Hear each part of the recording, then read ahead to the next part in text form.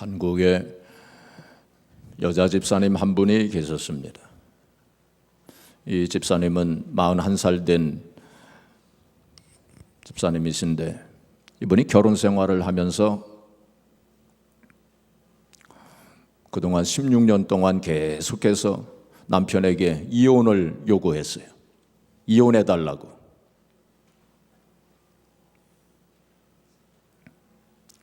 남편도 집사님이신데 아주 신실한 크리스찬이었습니다.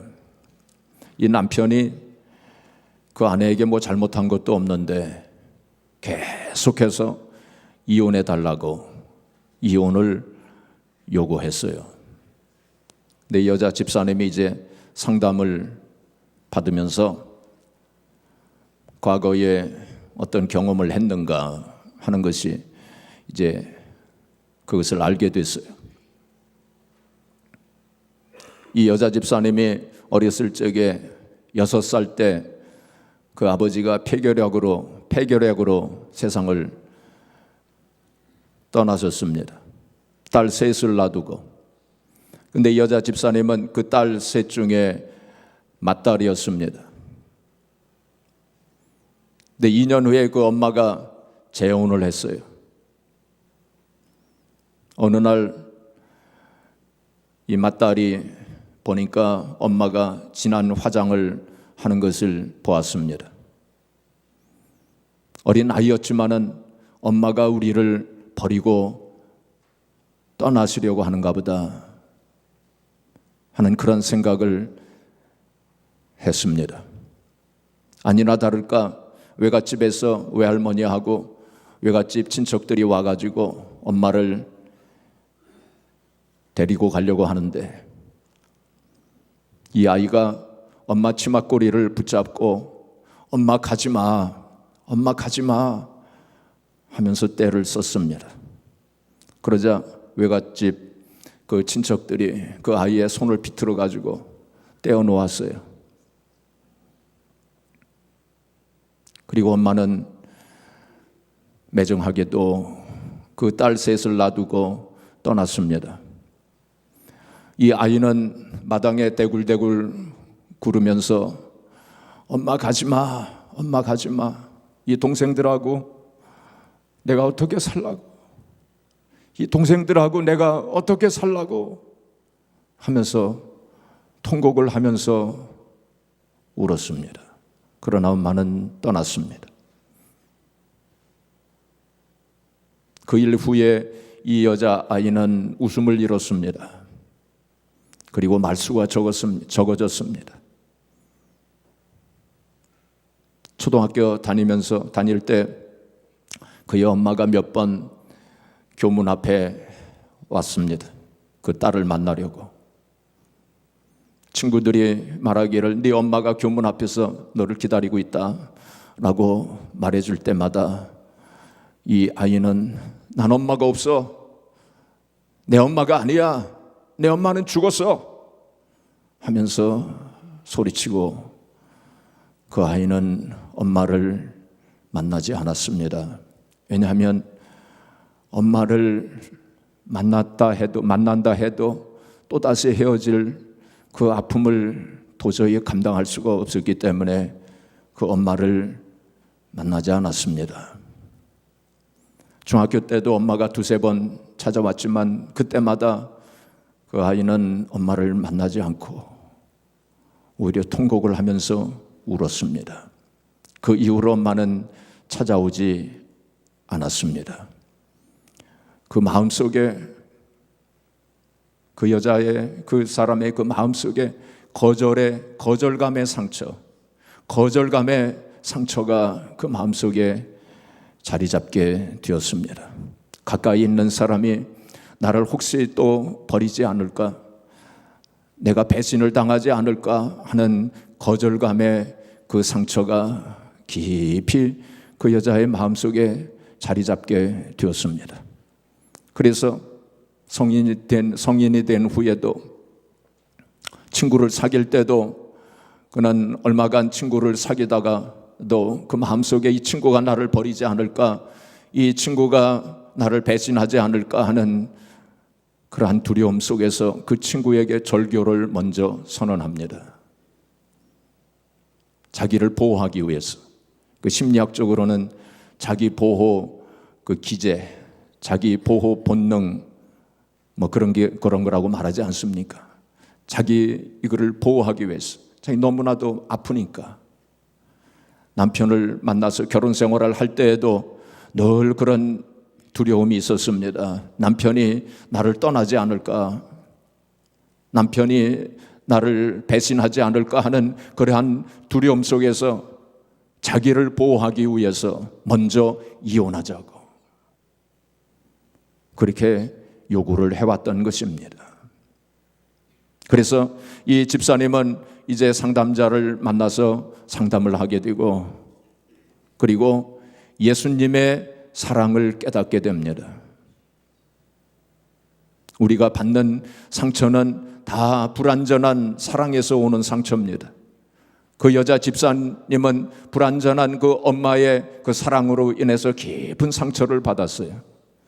근데 완전하신 주님의 사랑을 깨달을 때, 그리고 그것을 받아들일 때, 그리고 주님의 그 사랑으로 엄마를 용서했어요. 그 마음속에 응어러진 그 마음, 엄마를 용서하지 못한 그 마음 때문에 괴로워하고 또 고통을 당했는데, 이제는 주님의 사랑을 깨닫고 그 주님의 사랑 안에서 그 엄마를 용서했어요. 그랬을 때 비로소 치료를 받게 된 것입니다. 여러분, 우리가 이 세상에서 지금 현재의 삶을 살고 있지 않습니까? 오늘을 살고 있지 않습니까? 그런데 우리의 마음속에 과거가 있어요. 과거의 기억과 과거의 경험, 과거의 상처, 그것이 우리의 마음속에 그대로 있어요. 그걸 가지고 우리가 살고 있는 것입니다. 그래서 때때로 이 과거의 기억들과 과거의 상처들이 밖으로 나와요. 그것이 과거의 그 기억, 과거의 경험, 상처들이 현재의 우리의 삶에 큰 영향을 미치고 있습니다. 현재의 우리의 생각이나 혹은 감정이나 혹은 인간관계 속에 그러한 과거의 기억들, 과거의 상처들이 큰 영향을 발휘하고 있다는 것입니다. 바로 여기 교회 우리 뒷뜰이 있지 않습니까? 3년 전에 거기에 있는 큰 나무들을 베었어요. 한 3그루를 베었습니다. 자꾸 가지가 이 교회 벽을 이렇게 건드리기 때문에 그걸 다 베버렸어요. 3그루 큰 나무였습니다. 그 벤 그 나무를 이렇게 보니까, 그 밑둥을 이렇게 보니까 나이테가 있어요. 나이테가 있지 않습니까? 나이테를 제가 한번 이렇게 세봤어요. 그랬더니 한 40년, 50년 된 그러한 큰 나무였습니다.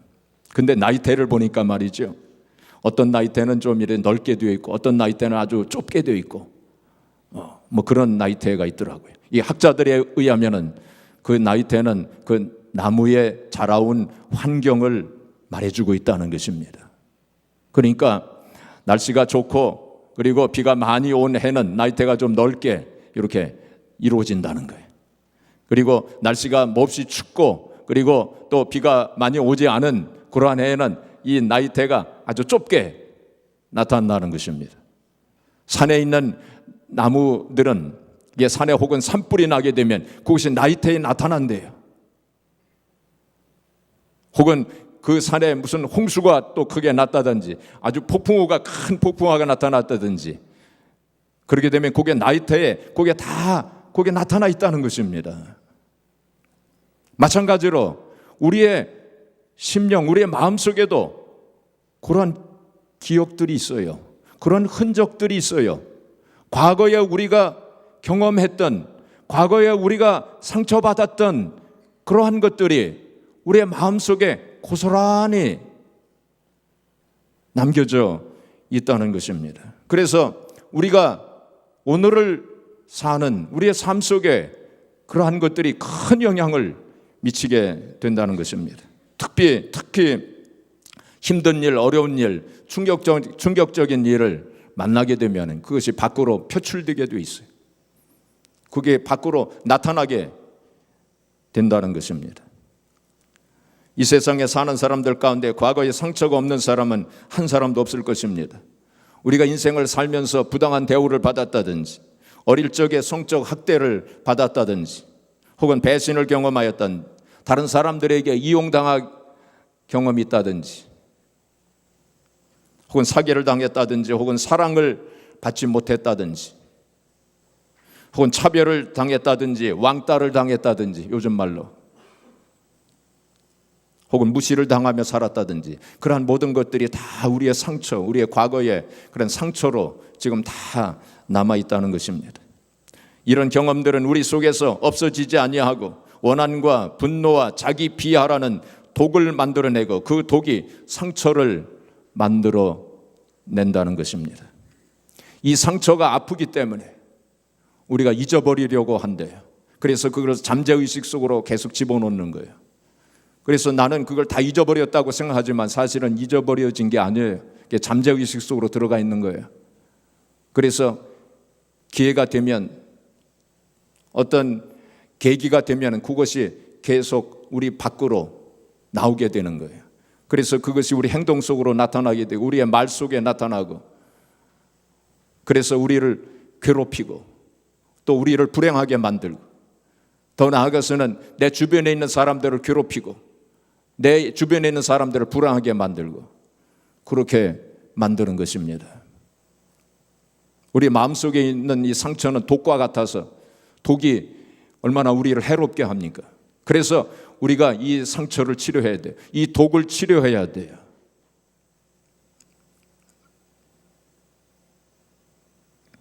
오늘 본문 말씀은 제가 얼마 전에 이 본문 말씀을 가지고 설교한 본문입니다. 아마 기억나실 거예요.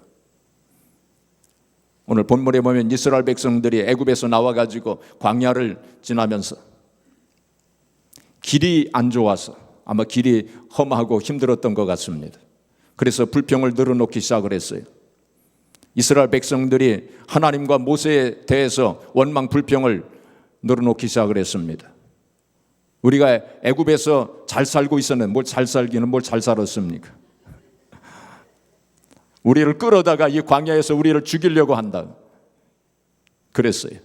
여기는 먹을 것도 없고 마실 물도 없고 이 하찮은 식물을 우리가 싫어한다 그랬어요. 이 하찮은 식물이 뭘까요? 만나입니다. 만나. 하나님께서 새벽마다 만나를 하늘에서 내려주셨잖아요. 얼마나 크신 은혜입니까? 그런데 이 하찮은 식물을 우리가 싫어한다 그랬어요.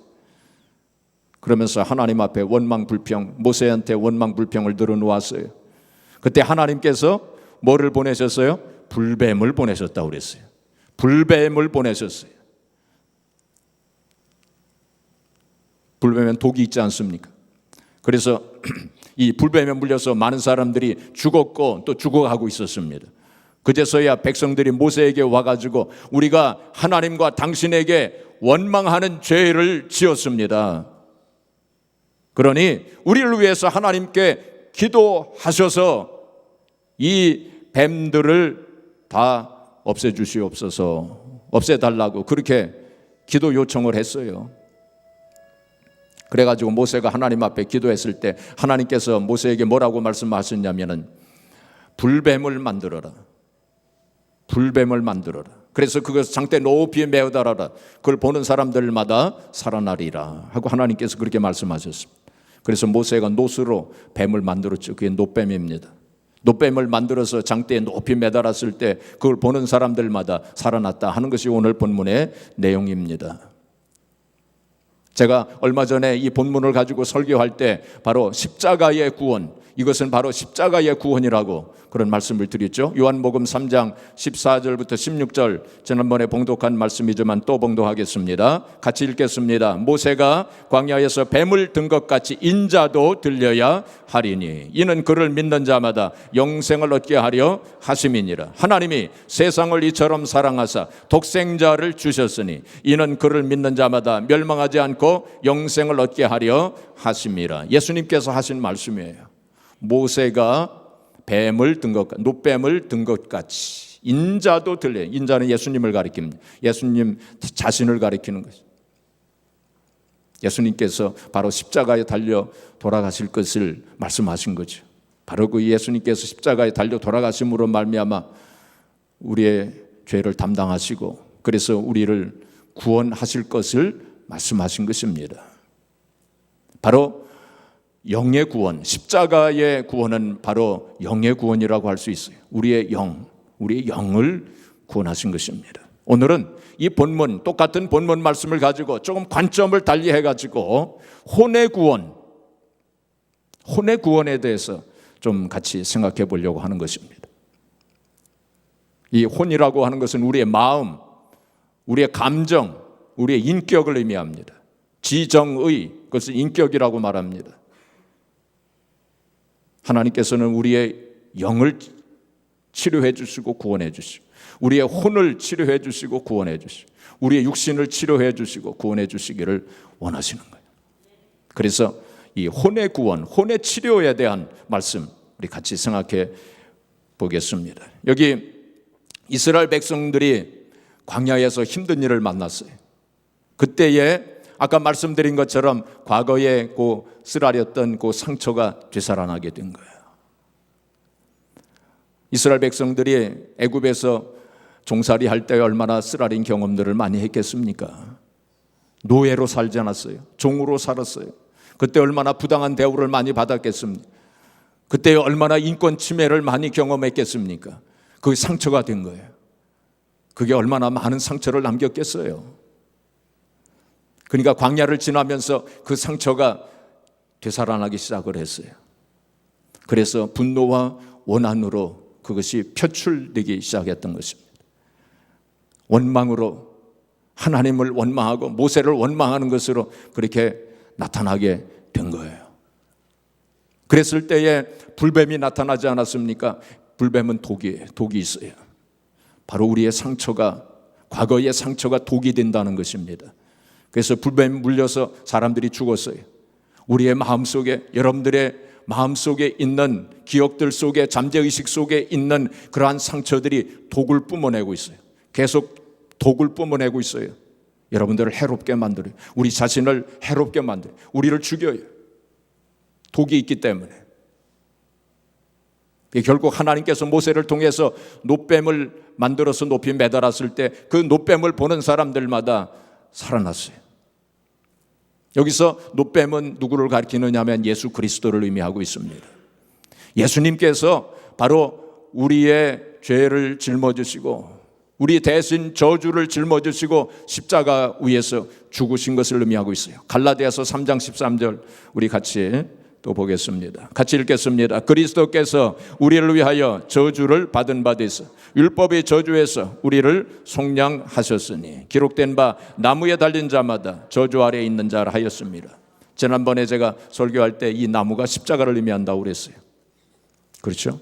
나무에 달린 자마다, 십자가에 달린 자마다 저주 아래에 있는 자라 하였음이니라. 바로 예수님께서 우리 대신 저주를 받으신 거예요. 우리가 받아야 할, 우리가 짊어져야 할 그 저주의 짐을 예수님께서 대신 그 저주를 짊어지시고 돌아가신 것을 의미하고 있습니다. 그래서 우리의 과거의 상처, 원한, 분노의 감정, 이것들을 우리가 치유받기 위해서는 예수님을 바라봐야 돼요. 십자가에 달려 돌아가신 우리의 저주를 대신 짊어지신 그 예수 그리스도를 우리가 바라봐야 돼요. 그리고 그 주님을 깊이 생각해야 됩니다. 우리가 요즘에 수요예배 시간에 히브리서를 강의하고 있지 않습니까? 그 히브리서의 초점은 예수 그리스도를 바라보라 하는 거예요. 또 예수님을 깊이 생각하라. 그것이 히브리서의 초점이라고 그랬어요. 히브리서 3장 1절에 보시면 우리의 믿는 도리의 사도시며 그랬습니다. 우리의 믿는 도리의 사도시며 대제사장이신 예수를 깊이 생각하라. 그렇게 말씀했어요. 예수님을 사도라고 불렀어요. 예수님을 사도라고 부른 곳은 성경에서 그곳 한 구절 딱 한 번 나옵니다. 예수님을 사도라고 불렀어요. 사도라고 하는 것은 아포스톨로스죠. 바로 보내심을 받은 자라는 뜻입니다. 바로 하나님께서, 성부 하나님께서 바로 예수 그리스도를 이 땅에 보내셨다는 의미예요. 뭐 하라고? 대제사장으로 보내셨다는 거예요. 대제사장은 바로 중보자입니다. 하나님과 우리 사이를 중보해 주시는 중보자로 이 땅에 하나님께서 보내심을 받은 자가 바로 예수 그리스도이세요. 그 예수님을 깊이 생각해야 된다는 거예요. 우리의 죄를 대신 짊어지시고 우리의 저주를 대신 짊어지신 대제사장 되시는 예수님을 깊이 생각해야 돼요. 그리고 예수님을 바라보아야 됩니다. 그리고 그 예수님의 용서를 받아들여야 돼요. 예수님의 용서를 받아들여야 돼요. 예수님의 사랑을 받아들여야 돼요. 완전하신 하나님의 사랑을 우리가 받아들여야 돼요. 그래서 예수님의 그 용서, 십자가를 통해서 우리에게 주신 그 용서를 우리가 받아들이고 우리 자신을 용서해야 돼요. 자기를 용서할 줄 알아야 됩니다. 많은 사람들이 자기를 용서하지 못하는 사람들이 많아요. 주님께서 우리를 용서하셨는데, 하나님께서 우리를 용서하셨는데 자기를 용서하지 못하는 사람들이 많아요. 자기를 용서하는 사람이 남을 용서할 줄 압니다. 자기를 용서하지 못하면요, 남을 용서 못해요. 자기가 과거에 지었던 죄에 대해서 늘 이제 자기 자신을 학대하고 자기 자신을 꾸짖고 책망하고 하는 그런 사람은 다른 사람의 죄도 그를 끈질기게 물고 늘어집니다. 다른 사람들에게 화를 잘 내는 사람은 말이죠, 다른 사람에게 화를 잘 내는 사람들은 자기 자신에게도 화를 내는 사람이에요. 다른 사람들에게 욕을 잘하는 사람들 있죠, 그건 자기 자신에게도 욕을 합니다. 그렇게 돼 있어요. 그래서 우리는 주님을 바라보시면서 주님을 깊이 생각하시면서 주님의 그 완전하신 사랑을 우리가 받아들여야 돼요. 그리고 주님의 용서를 받아들여야 돼요. 굉장히 중요합니다. 그래서 제가 옛날에 한 몇 년 전에 제가 우리 교회 오고 나서 얼마 안 돼가지고 이런 설교를 드린 적이 있어요. 그래서 주님의 그 사랑을, 완전하신 사랑을 우리가 받아들여야 돼요. 주님의 완전하신 용서를 우리가 받아들여야 돼요. 그래서 제가 이 종이에다가 복사를 해가지고 여러분들에게 세 가지를 이렇게 복사해서 하나씩 나눠드린 적도 있었습니다. 여러분들이 기억이 나실는지는 모르겠지만 거기에 보면 거기에 뭐라고 제가 거기다 썼느냐면은 하나님께서 나를 용서하시고 받아주셨다. 그것이 이루어져야 돼요. 하나님께서 나를 용서하시고 받아주셨다. 우리가 십자가의 그 용서, 주님께서 그 십자가를 통해서 우리를 용서하시는 그 주님의 용서를 우리가 받아들여야 돼요. 그래서 하나님께서 나를 용서하시고 받아주셨다. 그것을 우리가 깊이 묵상해야 됩니다. 한번 따라서 해보세요. 시작. 하나님께서 나를 용서하시고 받아주셨다. 그것을 깊이 묵상하세요. 저는 그것을 그때 나눠드린 그것을 저희 사무실에다가 붙여놓고 늘 그걸 보면서 하루에 몇 번씩 그걸 묵상합니다. 그리고 또 뭐라고 제가 거기다 써내면 하나님께서 둘도 없이 나를 사랑하신다. 하나님의 사랑. 하나님께서 둘도 없이 나를 사랑하신다. 시작. 하나님께서 둘도 없이 나를 사랑하신다. 그 하나님의 완전하신 사랑을 늘 깨닫고 체험해야 돼요. 그리고 나는 하나님 앞에서 귀중하고 소중한 존재다. 시작. 나는 하나님 앞에서 귀중하고 소중한 존재다. 그걸 깨달아야 돼요. 필요하시면 저한테 말씀을 해주세요. 다시 제가 복사해서 또 하나씩 드리겠습니다. 이게 이루어져야 돼요, 여러분. 그래야 물된 동산같이 됩니다. 이렇게 자기를 용서할 때 나 자신을 먼저 용서할 때 다른 사람도 용서할 수 있게 되는 거예요. 그리고 다른 사람을 용서할 때 비로소 치유가 시작이 되는 거예요. 마음의 상처가 치료가 되는 것입니다. 잠언서 19장 11절에 보시면은 용서하는 것이 자기의 영광이니라 그렇게 말씀했어요. 남을 용서하는 것이 자기의 영광이 된다고 했어요. 무슨 뜻입니까? 바로 자기에게 유익하니라. 내가 남을 용서할 때 내가 치료되는 거예요. 내가 남을 용서할 때 그것이 나에게 유익이 되는 거예요. 그래서 하나님께서 남을 용서해라, 원수까지도 용서해라 하고 하나님께서 계속 그렇게 말씀하시는 것은 바로 나를 위해서 하시는 말씀이에요. 내가 남을 용서할 때 비로소 내가 치료되어지는 것이기 때문에. 요셉이 자기를 종으로 팔았던 형들 있지 않습니까? 형들을 용서하지 않았습니까? 형들을 만났을 때 형들을 용서하고 또 용서한다고 말하지 않았습니까? 그리고는 통곡을 합니다. 요셉이 형들을 용서하고서 통곡을 합니다. 왜 통곡을 했을까요? 마음에 맺힌 원한과 상처가 있었기 때문에. 그래서 통곡을 한 거예요. 그 통곡을 할 때 바로 형들을 용서하고 통곡을 할 때 비로소 요셉의 마음이 치유되기 시작을 하는 거예요. 얼마나 참 맺힌 상처가 많았겠습니까? 형들이 자기를 종으로 팔았을 때 고전에는 죽이려고 하지 않았어요? 죽이려고 하다가 종으로 팔지 않았습니까? 얼마나 상처가 컸겠어요? 근데 형들을 용서하고 통곡을 하면서 그 상처가 치료되기 시작을 한 거예요. 요셉이 형들을 용서하지 않았다면 그는 평생 불행한 사람으로 살게 되었을 것입니다. 그래서 용서가 중요한 거예요. 어떤 목사님에게 있었어요. 40대 목사님이신데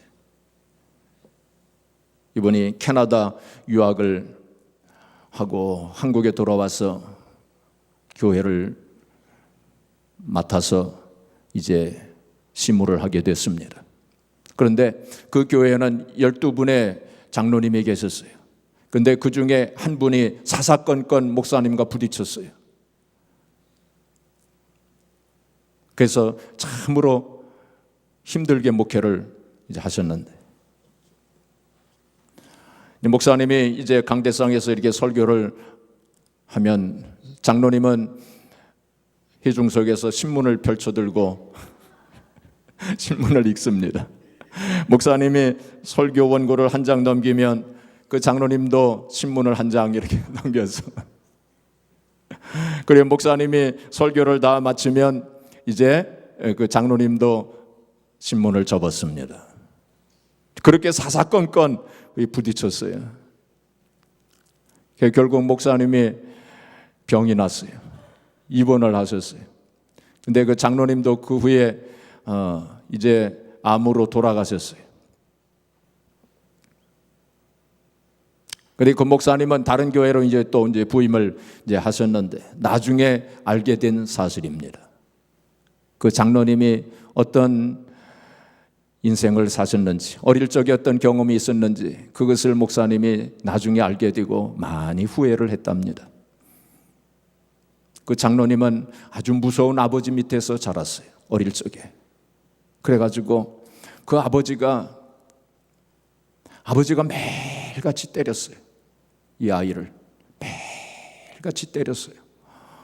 그래서 이 장로님은 어릴 적에 그 아버지를 미워하고 또 미워했어요.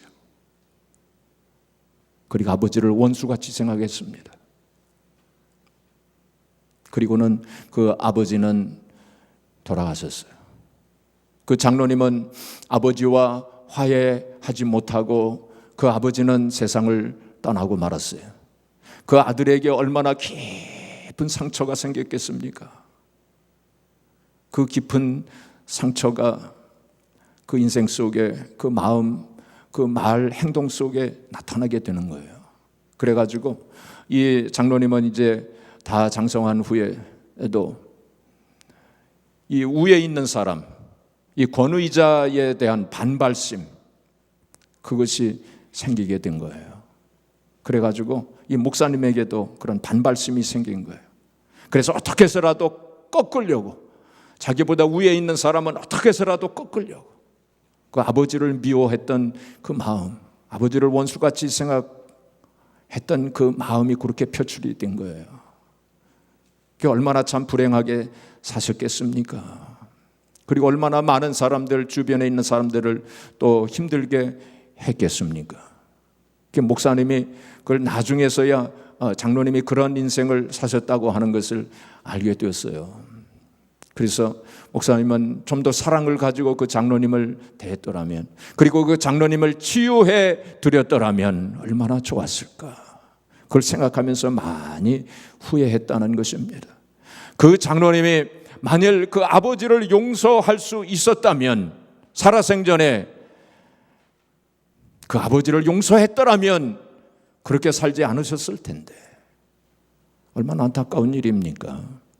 여러분, 용서해 주세요.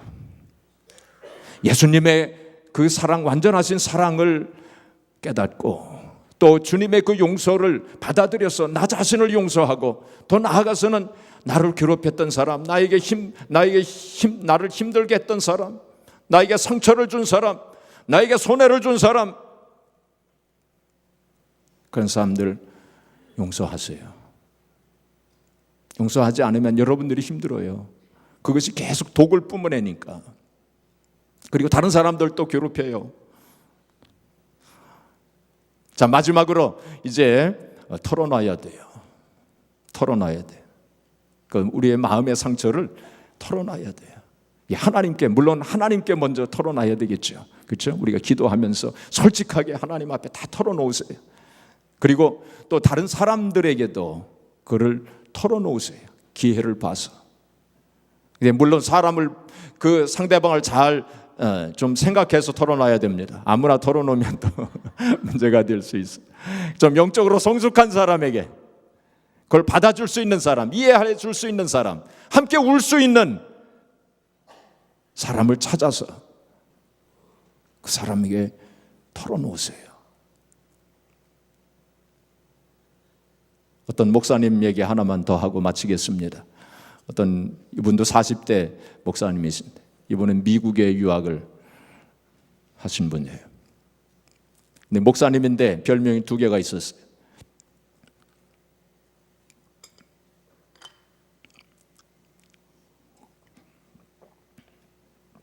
첫 번째 별명은 뭐냐면 재봉틀입니다. 왜 재봉틀이 됐느냐면은 남 앞에 서면은 부들부들 떨기 때문에 재봉틀이라. 목사님인데 남 앞에 서면 부들부들 떠는 거예요. 그리고 두 번째 별명을 꽂아놓은 보리자루예요. 말이 없으셔요. 그러니까 목회하기 참 힘들었겠죠. 근데 이분이 치유를 받았어요. 미국에서. 치유 공동체. 이 치유 공동체 한 10여 명 모이는 이 소그룹인데, 그 치유 공동체에 들어가서 이분이 치유를 받았어요. 그래가지고 이제는 무대 체질로 바뀌었어요. 그리고 설교를 유창하게 하시는 분으로 바뀌었어요. 어떻게 해서 이렇게 바뀌었느냐면은, 이분이 치유 공동체 소그룹 한 10여 명 모이는 곳에 이제 처음 이제 가서 자기를 소개하면서 이제 고백을 하는데, 뭐라고 고백을 했냐면 아주 힘든 고백을 했어요. 나는 참 무서운 아버지 밑에서 자랐습니다. 그리고 우리 아버지와 어머니는 늘 싸웠습니다. 나는 그런 가정에서 자랐습니다. 그래서 내 마음속에 두려움이 생겼어요. 모든 사람들을 두려워하게 되었습니다. 모든 것을 또 두려워하고, 그래서 말하는 것도 쉽지 않았습니다. 나는 치유받기를 원합니다 하고 그렇게 아주 솔직하게, 그런 고백하기 힘든 고백이잖아요. 근데 그 힘든 고백을 했어요. 근데 한 10여 명 모인 그곳에 이제 미국 사람들이죠. 그 목사님만 한국 사람이고. 근데 미국 사람 중에 한 사람이, 이분도 40대인데 이분이 슬그머니 일어나더래요. 한 사람이, 그 가운데 한 사람이 일어나더래요. 일어나더니 이 사람은 거기서 치유를 받은 사람이에요. 그래서 자원봉사자로 거기 참여한 사람입니다. 이 사람이 슬그머니 일어나더니 슬그머니 그 목사님 뒤로 이렇게 가더래요. 거기 가더니 그 목사님을 부둥켜 안고 그 머리를 등에 대고서 꺽꺽 하면서 그렇게 통곡을 하더래요. 그러면서 뭐라고 얘기를 하냐면, 나는 네 마음 알지. 물론 영어로 했겠죠. 나는 네 마음 알지. 나는 네 마음 알아. 나도 그랬어. 나도 무서운 아버지 밑에서 자랐어. 나도 내 아버지 어머니가 늘 싸우는 가정에서 자랐어. 그래서 나도 두려웠어. 나는 네 마음 알아. 하면서 그렇게 통곡을 하더랍니다. 그래서 그 목사님이 그를 부둥켜 안고 대성통곡을 한 거예요. 그런 과정을 통해서 이 목사님이 치료를 받으신 거예요. 그래서 이렇게 털어놓는 과정이 필요합니다. 하나님께 털어놓으세요. 솔직하게 다 털어놓으세요.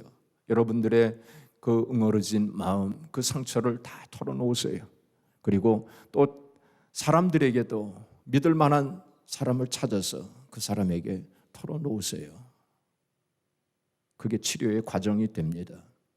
제가 바라기에는 우리 교회가 바로 그런 공동체가 되기를 바라고, 우리가 함께 서로 짐을 져주고 함께 울 수 있는 공동체, 특별히 목장에서 그러한 일들이 일어나기를 바랍니다. 물론 비밀을 지켜줘야 돼요. 서로 비밀을 지켜줘야 돼요. 이제 말씀을 정리하겠습니다. 사랑하는 성도 여러분, 이 세상에 상처가 없는 사람들은 한 사람도 없어요. 상처가 없는 사람이 있다면 그 사람은 외계에서 온 외계인일 것입니다. 이 지구에 살고 있는 사람 중에 상처가 없는 사람은 한 사람도 없어요. 근데 그 상처가 독을 뿜어냅니다. 계속 독을 뿜어내요. 그래서 나를 괴롭히고 다른 사람들을 괴롭히고 또 나를 불행하게 만들고 다른 사람들을 불행하게 만들어요. 여러분, 그 치료 받아야 돼요. 그 상처가 치료되어져야 돼요. 하나님은 우리를 영적으로 치료해 주시고 혼적으로 마음, 감정도 치료해 주시기를 원하시고 우리 육신도 치료해 주시기를 원하시요. 데살로니가전서 5장 23절에 보시면 예수님이 재림하실 때 우리의 영과 혼과 육이 온전하게 흠이 없게 보존되기를 원하노라. 그런 말씀이 있어요. 전인 구원입니다. 전인 치료입니다. whole salvation 그런 말도 합니다.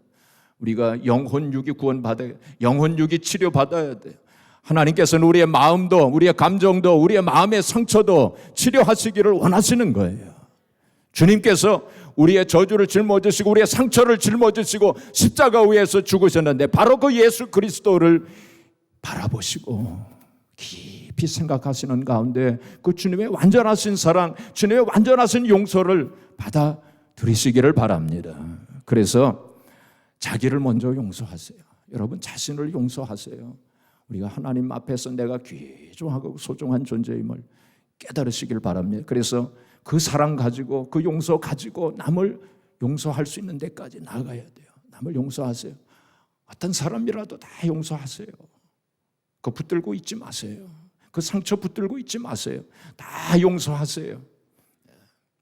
그럴 때 과거로부터 자유함을 얻게 되어지고 마음의 상처로부터 자유함을 얻게 되어지는 것입니다. 하나님 앞에 다 털어놓으시고 또 다른 사람에게도 신뢰할 수 있는 사람에게 다 털어놓으세요. 그럴 때 여러분들의 심령이 우리 교회의 표어처럼 물된 동상같이 되는 역사가 일어나게 될 것입니다. 여러분들의 영과 혼과 육이 온전하게 되어지고 치유받고 회복되어져서 참으로 하나님 앞에 영광을 돌리시고 하나님의 영광에 들어가는 저와 여러분들이 되어지기를 주님의 이름으로 축복합니다.